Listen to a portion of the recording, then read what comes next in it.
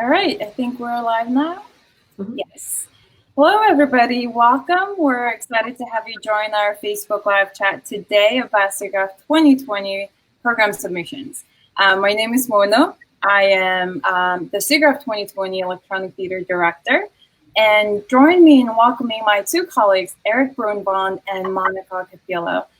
So I'm going to go ahead and let them introduce themselves and tell you about their programs and role in SIGGRAPH 2020. Hi, I'm Eric Brunbond. In my day job, I'm a professor at the University of Utah in Salt Lake City, but for SIGGRAPH 2020, I'm the co-chair of the SIGGRAPH Studio. That's what you've all come to know and love the SIGGRAPH Studio as, but this year we're changing things up a little bit, and I'll talk a little bit about that later.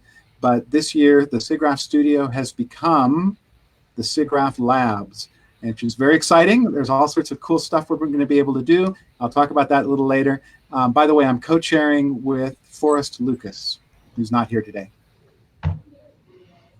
Hi, my name is Monica Cappiello. My day job is Department Director for Digital Art and Animation at Cogswell College. And for SIGGRAPH 2020, I am the VR Theater Director for SIGGRAPH. So we're going to be creating some beautiful storytelling in virtual reality, and we're really excited to show it to you in Washington, D.C. And I'm Mona. I am one of the associate chairs at the Savannah College of Art and Design. I am the Computer Animation Festival Electronic Theater Director for SIGGRAPH 2020. I'm really excited about the Electronic Theater Show, as well as the fact that we're going to Washington, D.C. for the first time this year. And so that's going to be an incredible experience. So today's Facebook Live will basically discuss about the ins and outs of submitting to 3 SIGGRAPH 2020 programs: the Computer Animation Electronic Theater, the VR Theater, and the SIGGRAPH Labs, which is the reimagined studio program, as Eric mentioned. This is also the perfect opportunity to chime in with any questions that you might have, and share your comments and questions below so we can discuss them at the end of the broadcast. So let's dive right in and start with SIGGRAPH Labs. Sure. So longtime SIGGRAPH attendees, of course, know what the SIGGRAPH Studio is all about. The SIGGRAPH Studio has been the place you go at SIGGRAPH to get a hands-on experience, whether that's with 3D printers or with laser cutters or stop motion animation or the drawing circle. It's a great place to exercise the artist within you. And the SIGGRAPH Studio has been a fixture at SIGGRAPH forever. We're going to change things up a little bit. We're going to use this opportunity of being in Washington, D.C. in 2020 to make a bit of a change. But don't worry, there's still a lot of cool hands-on stuff. In fact, that's still the fundamental of the SIGGRAPH Labs. But the new name, the SIGGRAPH Labs, with that name, we hope to imply that the SIGGRAPH Labs is still the place for hands-on learning, but it's not just a place for gizmos. It's not just a place to see the latest whizzy 3D printer, because frankly, they're not that whizzy anymore. We've all got one in our basement, right?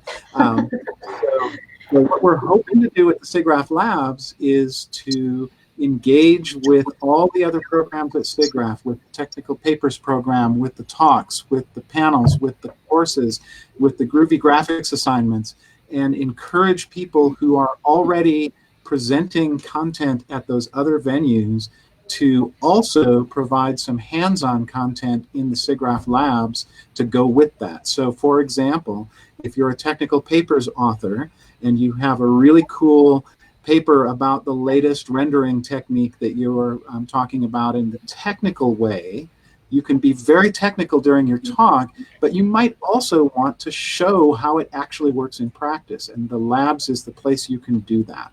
So we're going to have some classroom areas, we're going to have some demo areas, we're going to have some traditional hands-on actual physical things areas as well.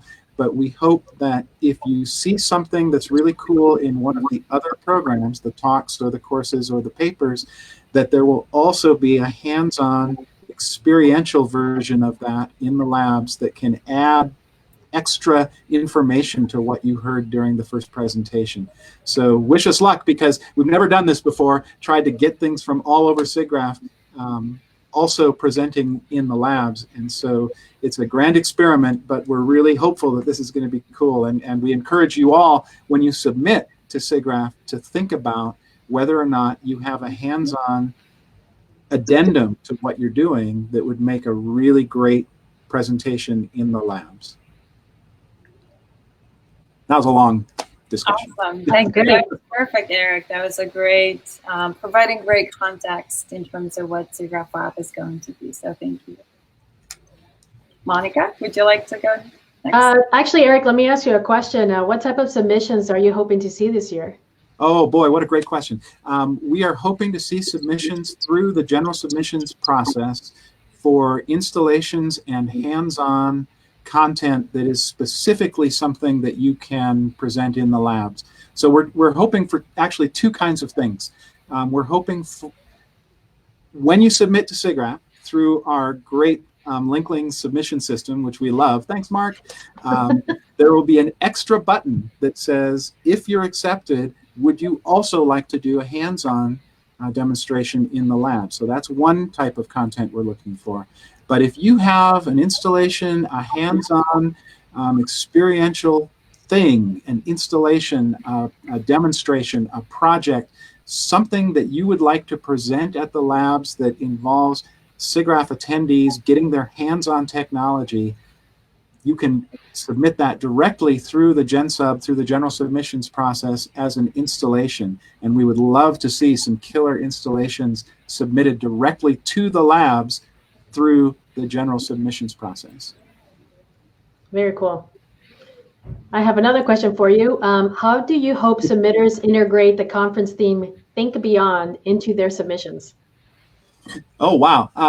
Well, the most obvious way is to think beyond just your first talk and to think in terms of adding this hands-on component. So that's sort of an obvious connection. When you submit something to one of the programs at SIGGRAPH, think beyond that one program and think in terms of providing another experience or another way of understanding your material to the labs audience. So that's one way.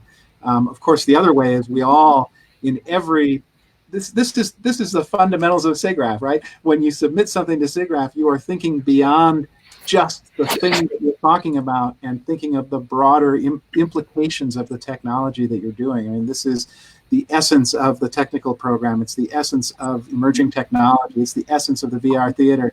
You're thinking beyond our current limitations into what this could be in the future. And man, that's, isn't that why we all go to SIGGRAPH? Yeah, I love your passion. I think we're all passionate like that. That's awesome. Can you remind the listeners when the submissions close? I can. February 11th is coming right up, but there's still plenty of time. But February 11th is when the general submissions close, which is where you would submit things to all of the programs in the general submissions area. So the talks and the VR theater and the installations and the e-tech and all those, and the labs directly close on February 11th. But there's plenty of time to get that submission ready and to get it in. That's awesome. Thanks, Eric. How about those were really great questions, Monica. How does the process look like, Eric, for SIGGRAPH Lab? The process of actually submitting? Mm-hmm. Yeah, so the submissions page off of the main SIGGRAPH website has great details on exactly what goes into a submission.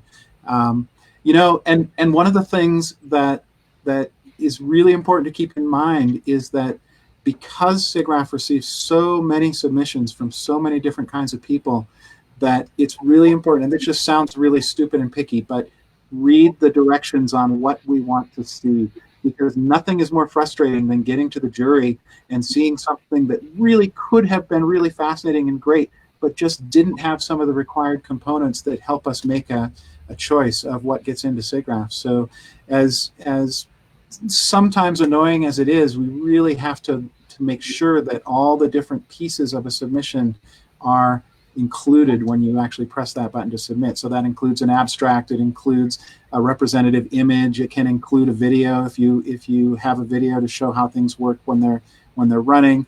It includes information about the submitters, and it's all there on the Linklings website, and it's all there on the SIGGRAPH submissions page. So if you go to the main SIGGRAPH 2020 website and look for submissions, not only is all the information you need there, but there are actually links to examples of submissions, so you can see what kinds of things go into it. If you submitted a SIGGRAPH before, you know the drill.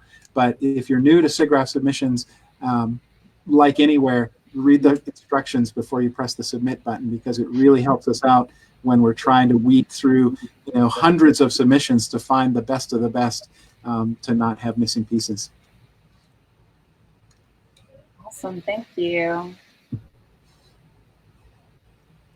Do you want me to go next?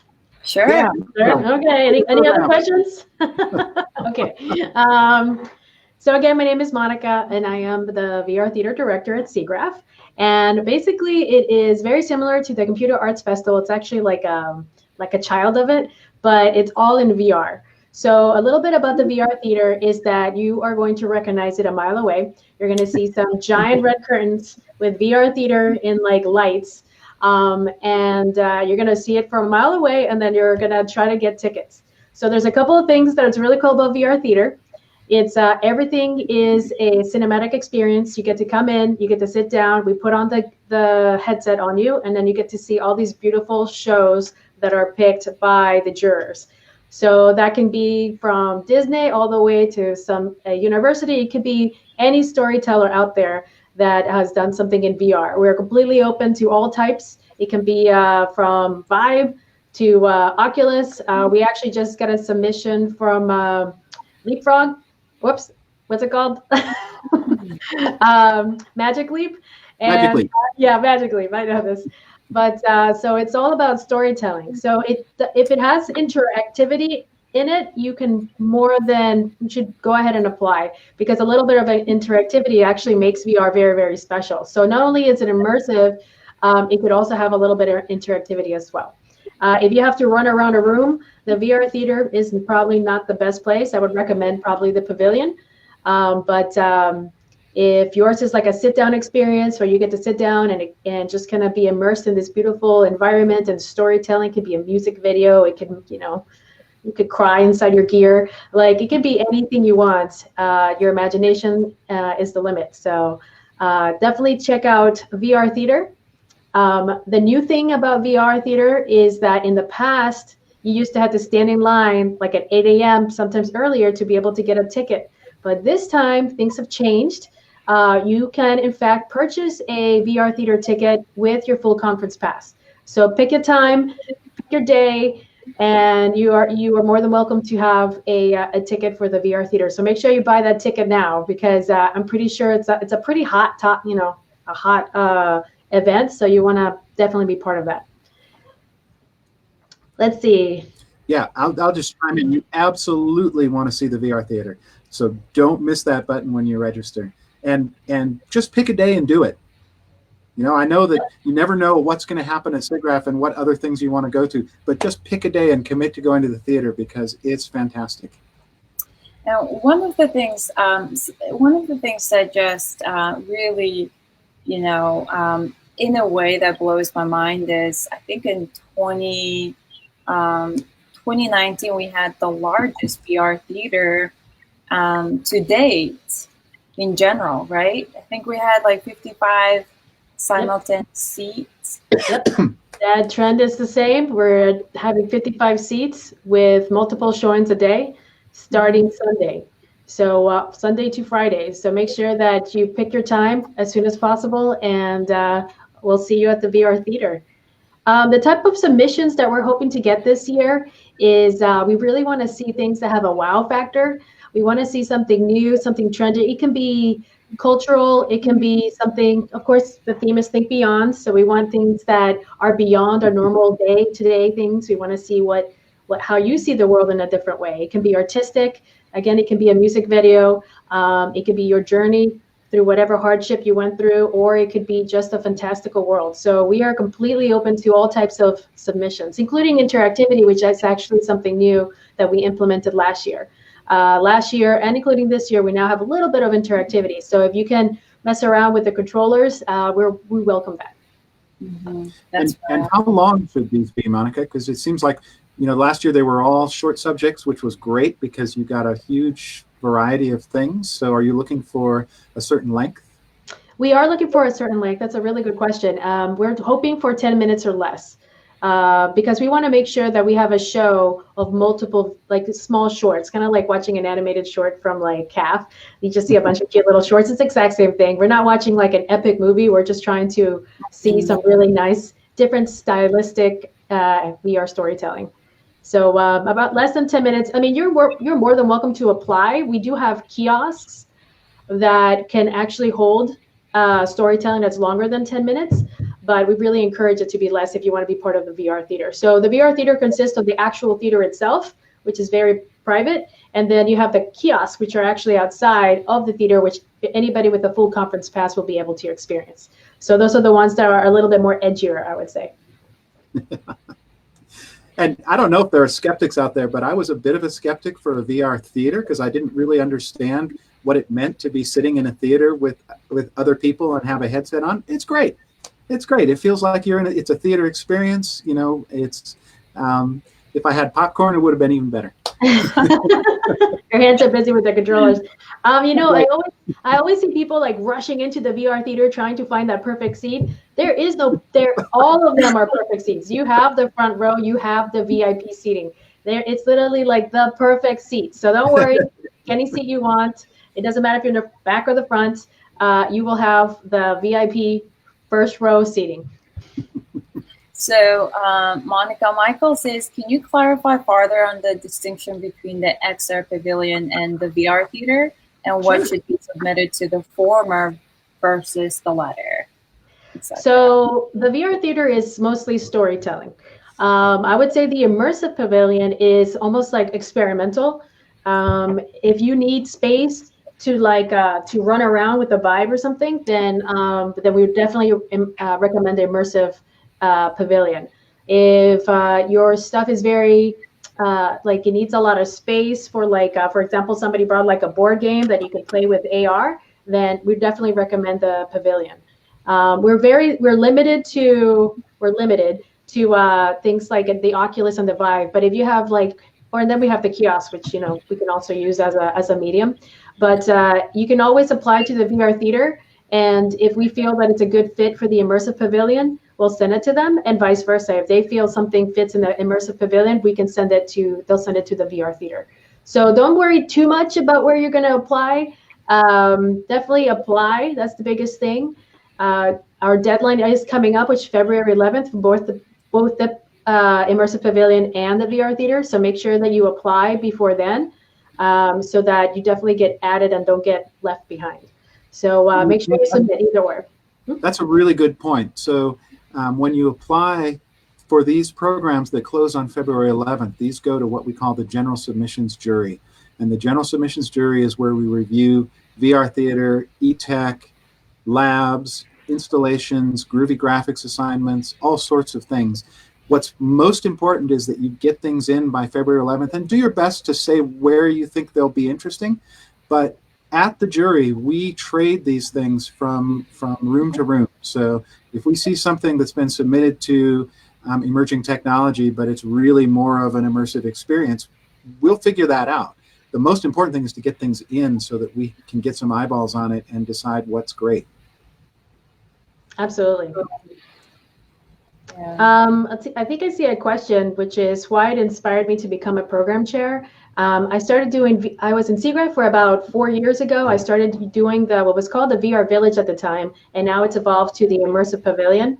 But I've been engaged with SIGGRAPH for over 4 years now, and just watching the everything coming together, gathering all this, the experiences, and then getting the jurors to look at it, and then picking the best, and then setting up SIGGRAPH, and then maintaining it during the show, and then breaking down, was just such an amazing experience that I just have continued on. So when I heard that they were looking for a VR theater director, I decided to apply, and I was really excited that I was chosen.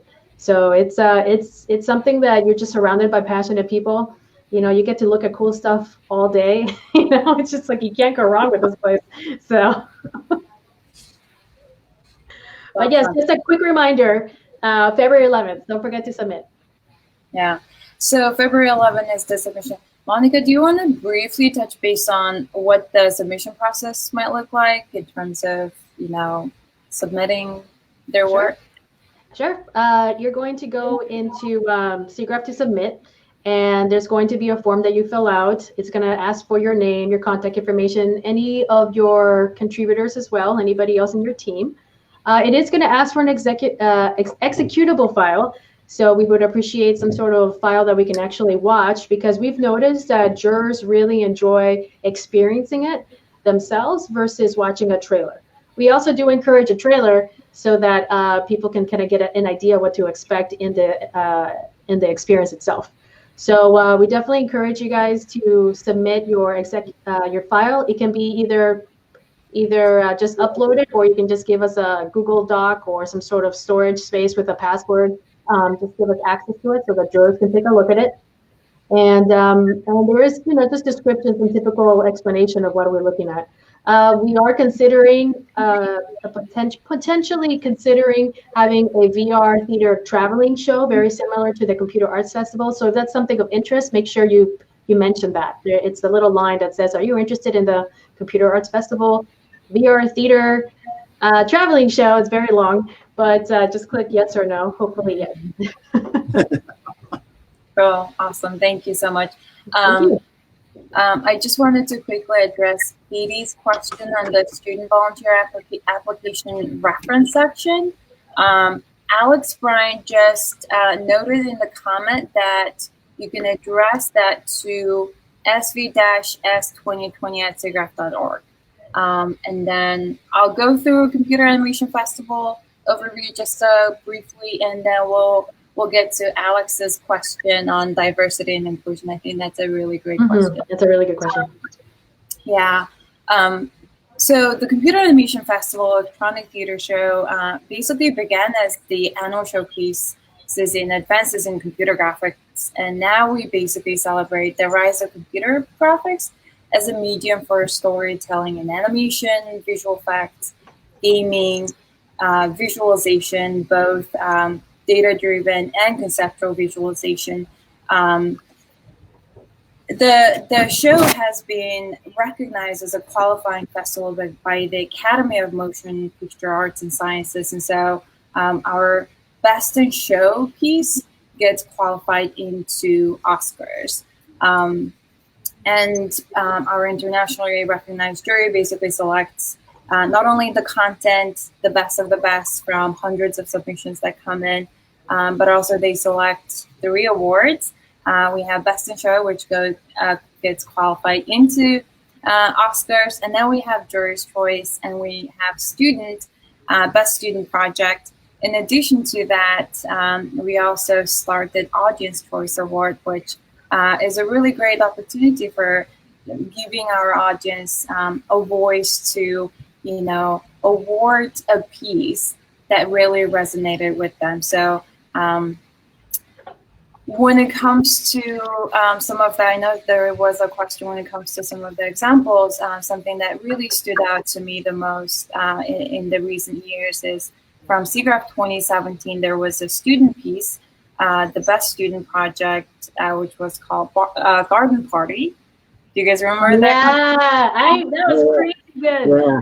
It was so great, and what was really amazing, even more, beyond, was the stories that followed, for the directors and the filmmaker students, and how their career really evolved beyond that. And I remember our SIGGRAPH 2018 electronic theater director, Larry Bavia, had Facebook Live interview with the filmmakers. And it was just incredible to hear their stories in terms of how not only getting to SIGGRAPH Computer Animation Festival, but also, getting the award, and what their life and career looked like after that was pure inspiration. And it really spoke, what this show is about. And so I'm really excited for 2020 show, and that we're going to DC, which, with our Think Beyond team, we're really seeking to elevate storytellers and innovators and really highlighting their passion and ingenuity and featuring, some of the industries that have never been represented before or, haven't really been represented much. And so we're looking for content from themed entertainment, visualization. We want to see content from automobile, defense, scientific, and conceptual visualization, data-driven, and healthcare communities, in addition to, to more of a traditional computer animation projects that we've always received. And so with really thinking beyond, we want to see how our innovators and storytellers are pushing it farther to tell stories and share with the rest of the world. And so I'm really excited about 2020 and all the content that hopefully we'll receive from some of our new industries, in addition to our great communities that we already have. I have a question for you. So there's such great content in computer arts, animation festival.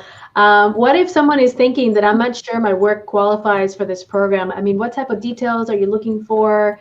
Like, how would somebody think beyond and make sure that it aligns with what your team is looking for? We really, from my own perspective as the show director, we don't want to limit or put anything, any submission into specific limitations. We want to receive and see what everybody has been up to. And really with the theme Think Beyond, we're hoping to see how, we're utilizing these advanced technologies and tools in some other industries that we haven't seen before. And so, in a way that, in some ways it's not very clear to us. So we would love to see just any submissions when it comes to, in a more cinematic type of storytelling context.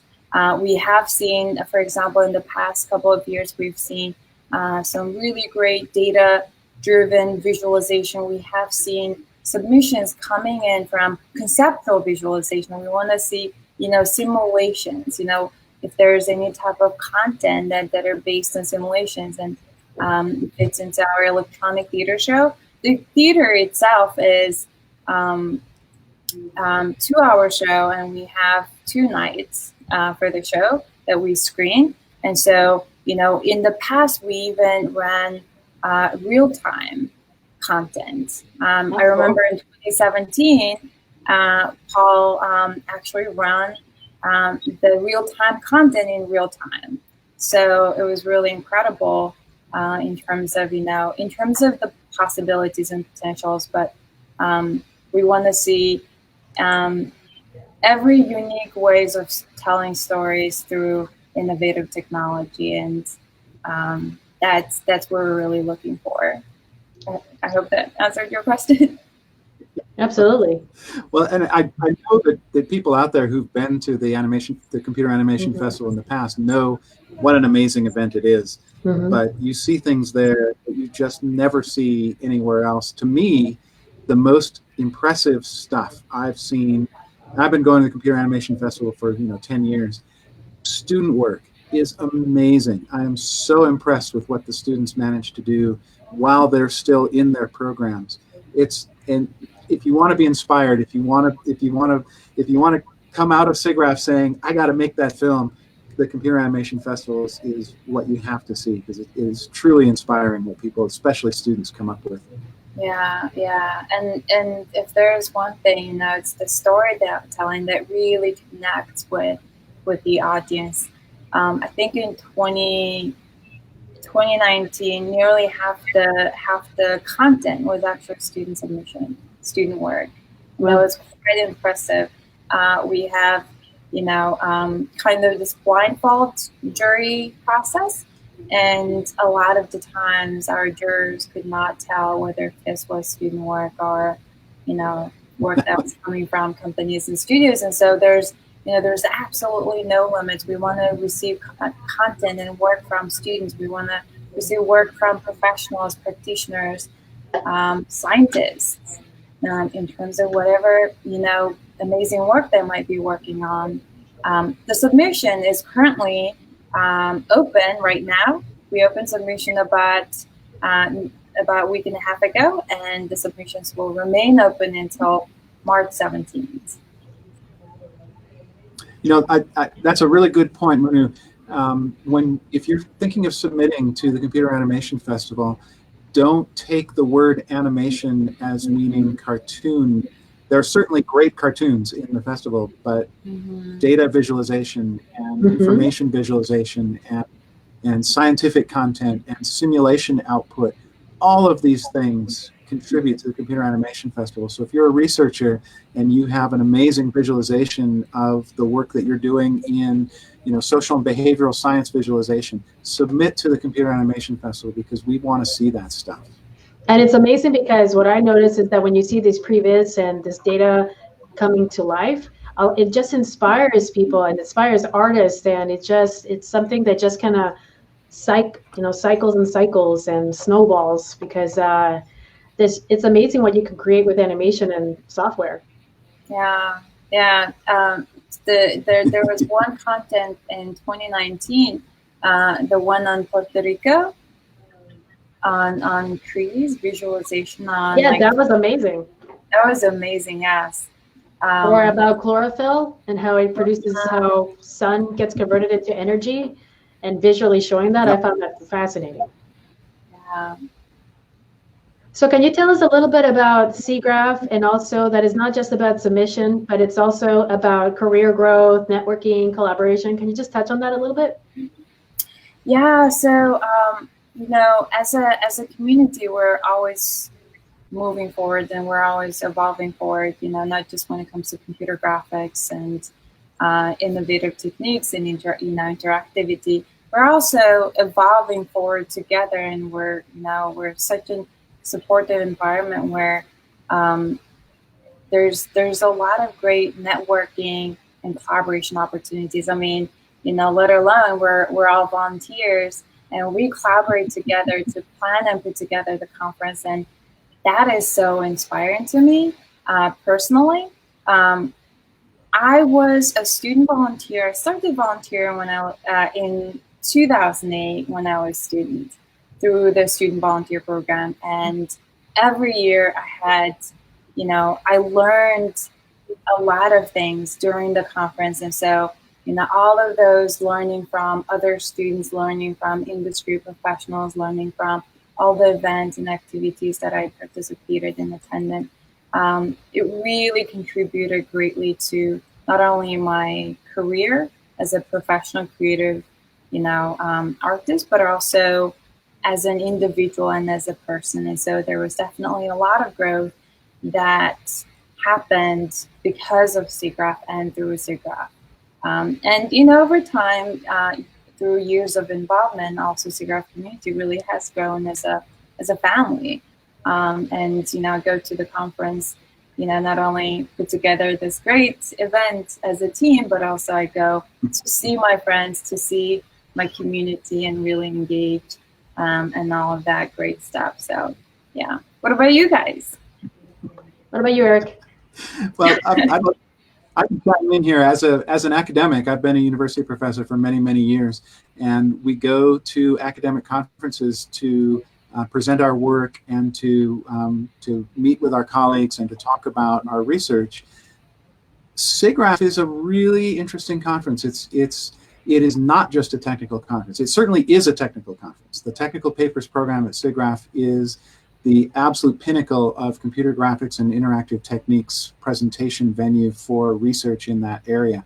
But it's also industry professionals, and it's also students, and it's also video gaming people, and it's also real-time people, and it's VR people. It's a huge collection of people all rotating around this area that we all find so interesting of computer graphics and interactive techniques.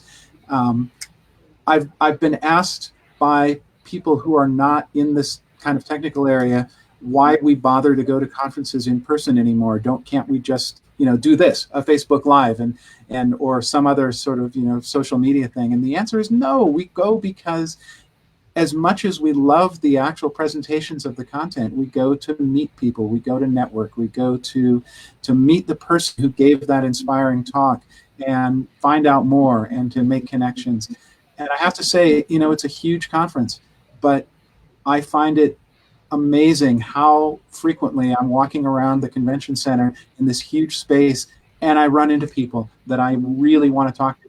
And I run into people that I didn't even know I wanted to talk to. And it's just a wonderful melting pot and meeting place for having those one-on-one, actual in-person interactions. I think that's almost more valuable than some of the technical content that comes out of the sessions. I like the melting pot. Yeah. I mean, I've made connections with the film industry, with the animation industry, with the real-time people that I would never make these connections without physically actually coming to SIGGRAPH and walking around the halls and having somebody say, "Oh, you need to meet this person. Let's go find them. I think they're over here." And it's a tremendous experience. If you haven't been, you need to come. Of course, if you've already been to SIGGRAPH, you know this already. So. So one of the questions that they're asking is, have any of you guys been volunteers as a student volunteer in the past? I have. Yeah, is okay. it a question for the audience? Not me, I'm too old. I personally have not, but Munu, if you can tell us a little bit about your experience as a student volunteer and how it impacted you now. I highly recommend it. While you're a student, if there's one thing you really have to, it's like one of those must experience type of thing. Again, as I was mentioning, I started as a student volunteer in 2008, and then I think I become student volunteer team leader in 2012. I think so. It evolved over the years, but I really stayed with the student volunteer program for pretty much as long as I could.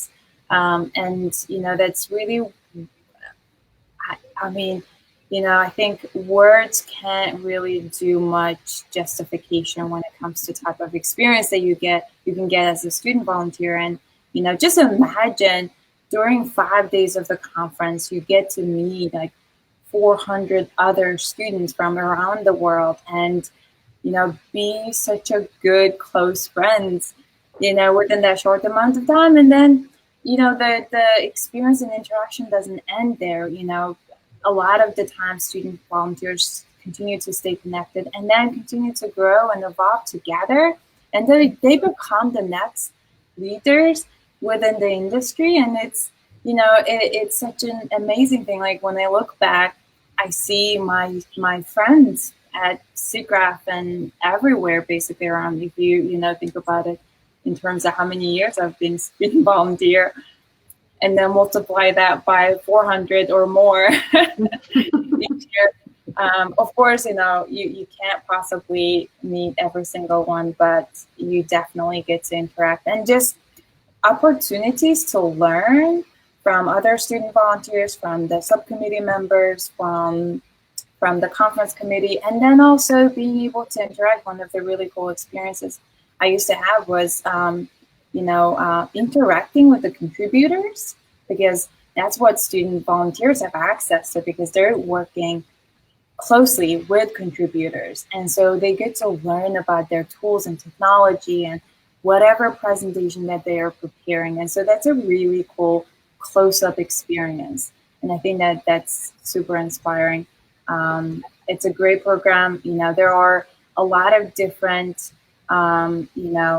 benefits that the student volunteer program and the conference put together for students as well, from mentoring to, networking opportunities, lots of different employer and studio companies, visits, workshops, panels.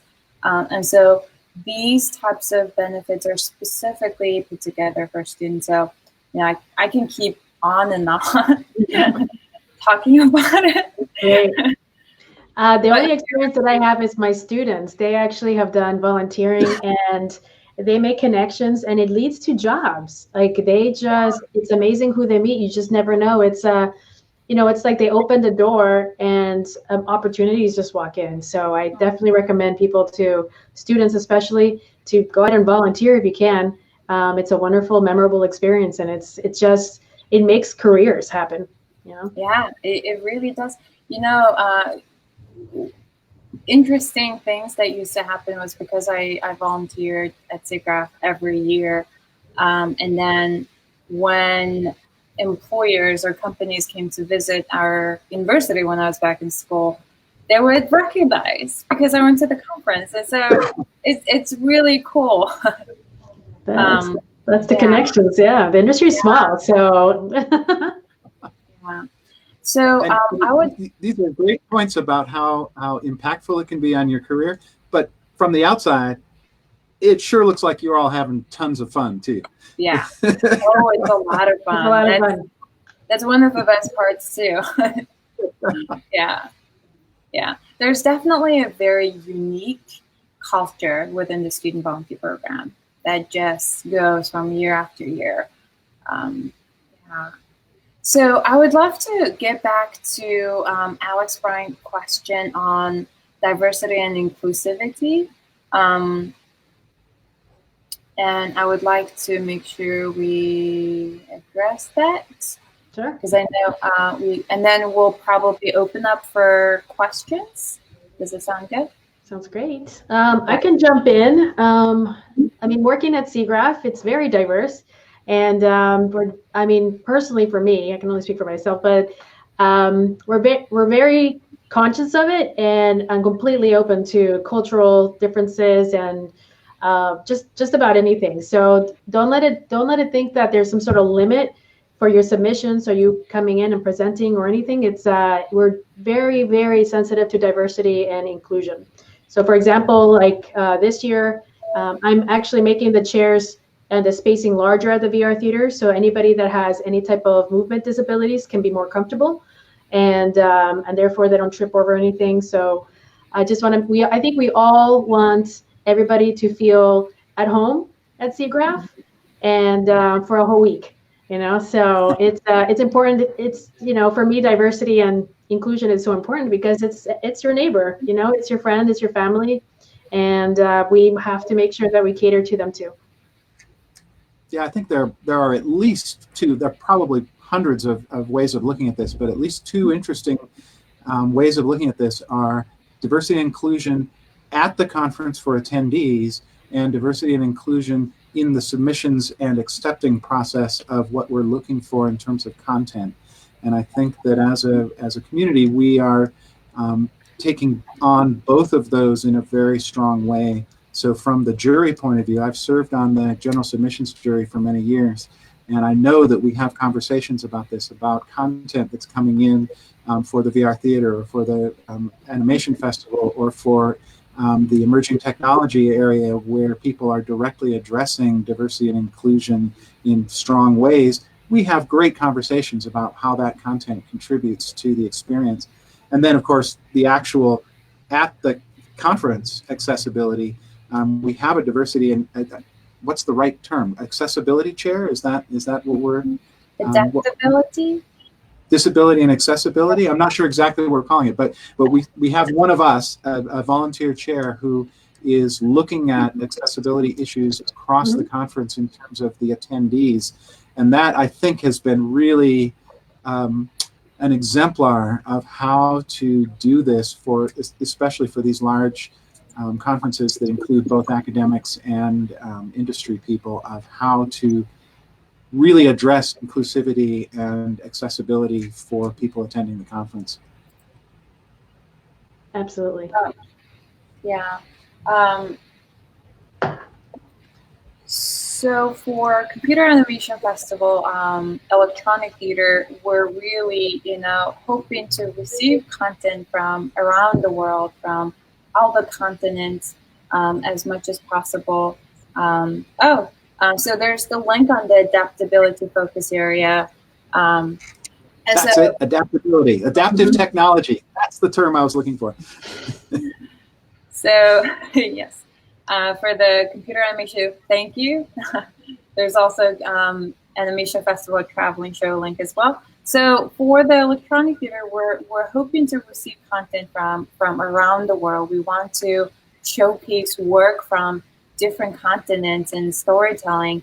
And we also have, not only on the content, but also communities as well, in terms of, this is one of the reasons for we're pursuing content from visualization community. We're pursuing content from healthcare and simulation, all these industries who are really doing innovative storytellings as well.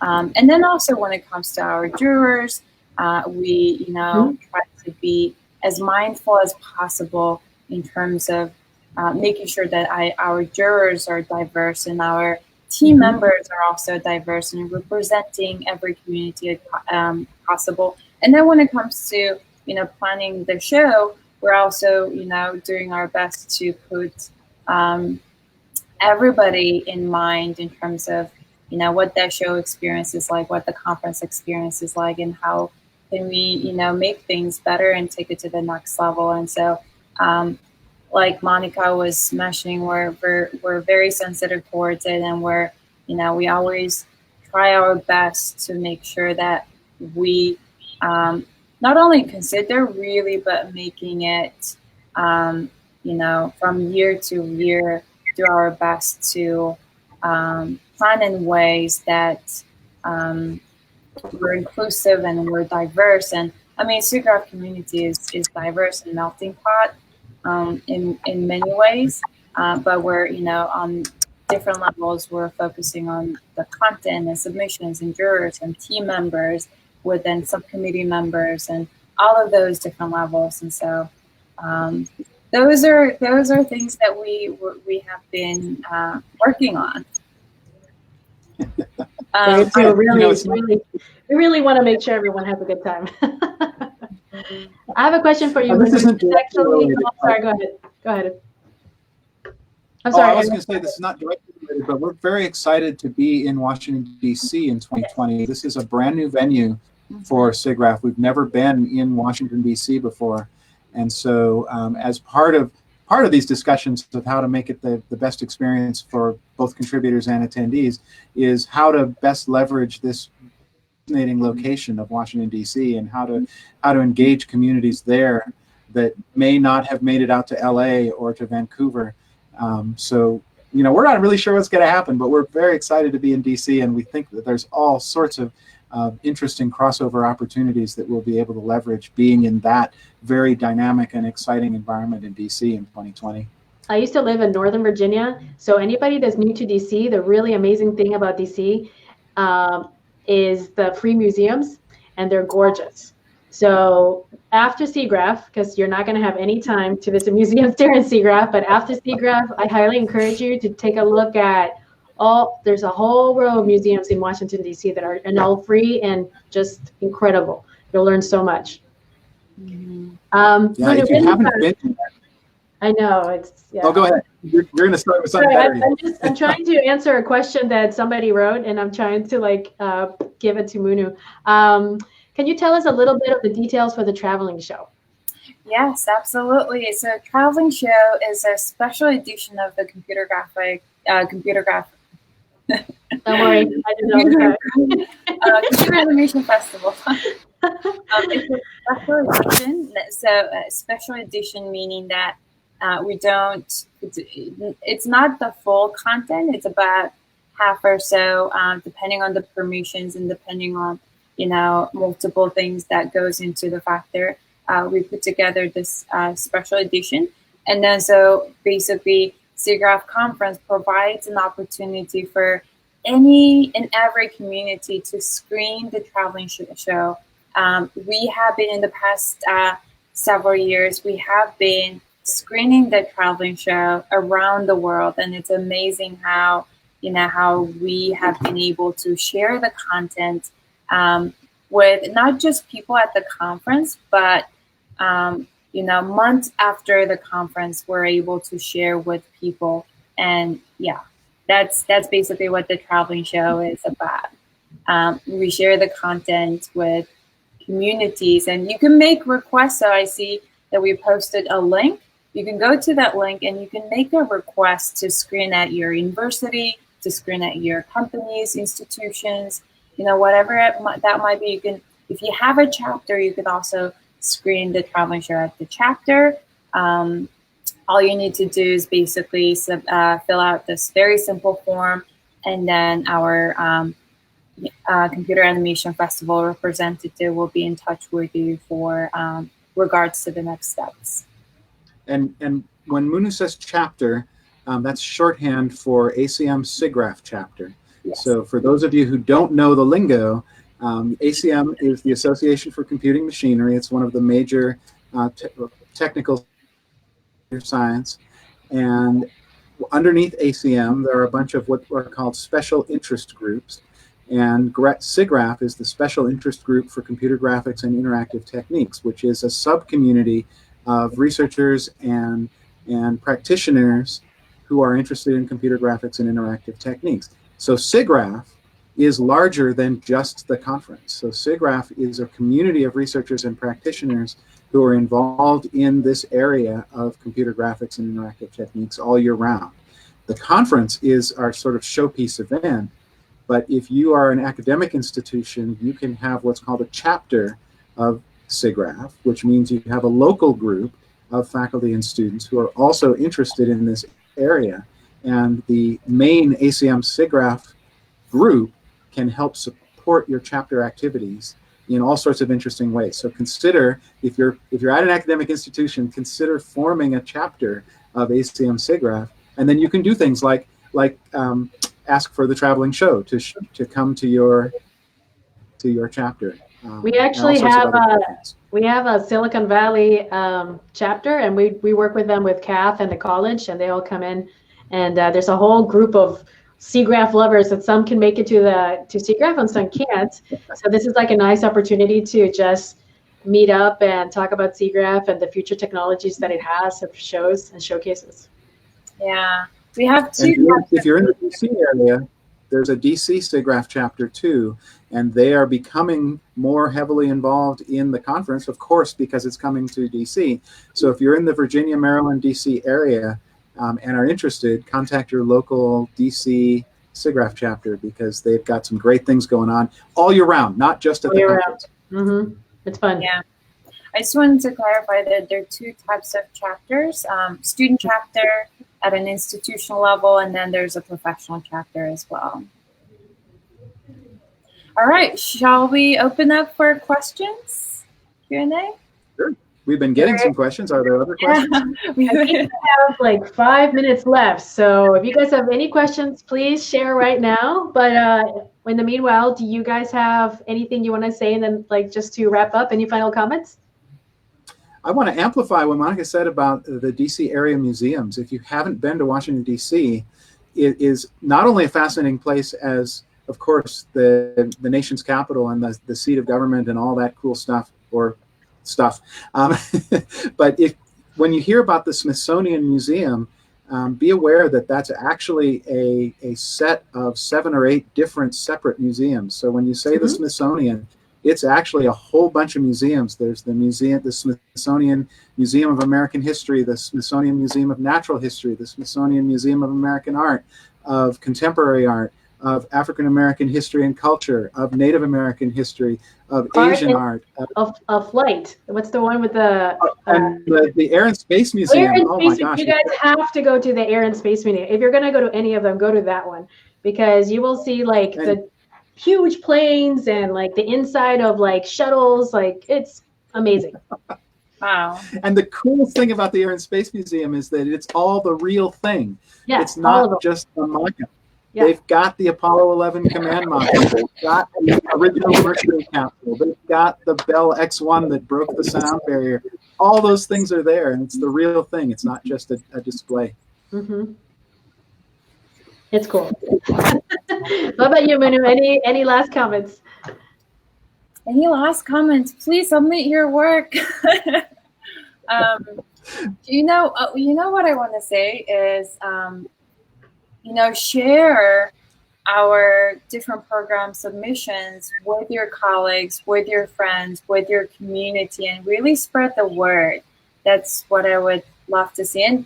And you know, it's I think it's a really, really great privilege and honor to, you know, have your work showcased at SIGGRAPH. It's such a big honor.